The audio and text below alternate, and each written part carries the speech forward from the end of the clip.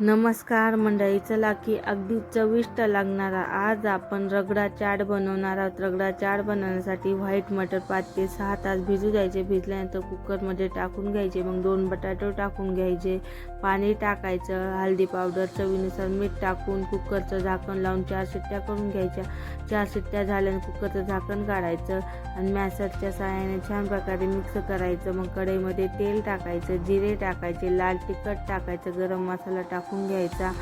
मग त्याच्यामध्ये मटर टाकून घ्यायचं. मग त्याला छान प्रकारे मिक्स करायचं. वरून चिली फ्लेक्स टाकून घ्यायचं, मग चांगली चव येते. गरम मसाला टाकून घ्यायचा, मिक्स करायचं, चांगलं शिजू द्यायचे. 5 ते 6 मिनिट शिजल्यानंतर पुन्हा जिरे पावडर, धने पावडर, चाट मसाला टाकून त्याला मिक्स करायचं. मग एका बाउलमध्ये काढून घ्यायचं. सर्व बाउलमध्ये काढल्यावरून कांदा टाकायचा, टमाटो, कोथिंबीर, हिरवी चटणी, इमलीची चटणी टाकून घ्यायची.